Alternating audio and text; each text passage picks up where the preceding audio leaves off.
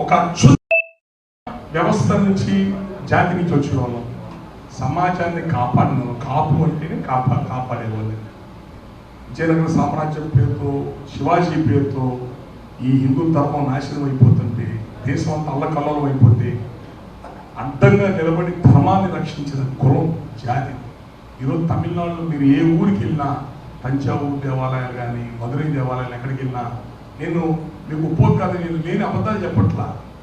ఆ గుడిలో ఉన్న గర్భగుడిలో ఉన్న అమ్మవారి ఎదురుగా ఉన్న స్తంభాల మీద రాజుల విగ్రహాలు ఉంటాయి. నమస్కారం పెడుతూ ఆ విగ్రహం దగ్గరికి వెళ్ళి ఆ గుడిని పిలిచి, ఈ విగ్రహం ఈ రాజు పేరేనని అడగండి, నాయకర్ అని చెప్తాడు. తిరుమల నాయకర్, విజయనగరం నాయకర్, వరుసగా చెప్తాడు నాయకర్ల పేరు. నాయకర్ ఎవరు? నాయకర్ అంటే నాయుడు. ఏ నాయుడు? బలిజ నాయుడు. మనం ఈ కులం, అది గొప్ప జాతి నుంచి వచ్చాము. జాతి అయితే 10 మందికి అన్నం పెట్టే కులం. ఎవరిని చెడు చేద్దా ఉండదు. పక్కనోడికి కడుపులో అన్నం పెట్టాలని మనమే పెట్టాలి, ఎవరు పెట్టాలి. మన సావిత్రి గారి మూవీ వచ్చింది, ఏమి లేకపోయినా దానం చేయడం అని. ఉన్నప్పుడు దానం చేయటం కాదు, ఏమి లేకపోయినా దానం చేయగలిగిన దమ్ము ఈ కాపు పలిచేది. వీళ్ళు బ్లడ్ లో ఉంది, వీళ్ళు పెద్ద నుంచి వచ్చిన బ్లడ్ లో ఉంది. మంచి గుణాలు, హిస్టరీని, మంచి చరిత్రతో వచ్చిన జాతులు మనకి. దాన్ని దయచేసి మీ పెద్దల నుంచి వచ్చిన గౌరవాన్ని, జాతిని నిలబెట్టండి. దాన్ని నిలబెట్టండి. మన పెద్దలకు ఉన్న పేరేంటి? రోషం. ఇలా అభిమానం ఎక్కువ అండి, రోషం ఎక్కువ అండి కాపులు బంధువులు.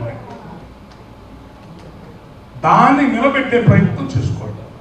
బతకడమే ఉంది, భూమి మీద అన్ని జీవరాశులు బతుకుతున్నాయి, అందరం బతుకుతున్నాం కాదు. మన బ్రతుకు ఒక అర్థం ఉండాలి.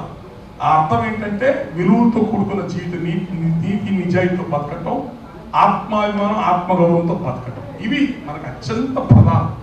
వాటిని మీరు మీ ఉనికిని మాత్రం మర్చిపోదు. మీరు ఎక్కడికి వచ్చారో మర్చిపోదు. బాగా గుర్తుపెట్టుకోండి. ఇప్పటికీ కూడా మీరు ఎక్కడికైనా వెళ్ళండి, ఈ కులానికి ఒక ఉనికి, ఒక గౌరవం ఉంటుంది సమాజం. ఇప్పుడు రాజకీయంగా అణిచివేయబడి మనకు అయిపోయాను. కానీ 50 ఏళ్ళ క్రితం అంటే మీకు డైరెక్ట్ చెప్తున్నా, మీకు అంటే మీ ప్రూఫ్స్ చెప్తున్నా.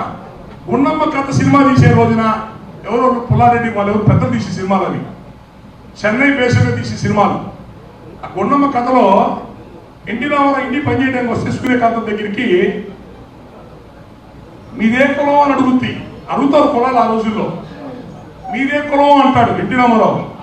మేము కాపులం అంటది గర్వంగా. మేము కాపులం అంటే మేము పెద్ద కాపులం నేను అంటాడు. చెప్పకపోయారు రెడ్డి గారి సొంత గారి పేర్లు, కాపుల పేరు ఎందుకు చెప్పారు? మళ్ళీ కాపులు అంటే రాయలసీమ కాపులు అనుకోబాకండి. ఆ స్టోరీలు తీసింది కోస్తా జిల్లాల మీద స్టోరీలు, అవి రాయలసీమ స్టోరీలు కాదు, కోస్తా జిల్లా. మీరు మిస్సమ్మ సినిమాలో చూడండి, మిస్సమ్మ సినిమాలో కూడా అంతే.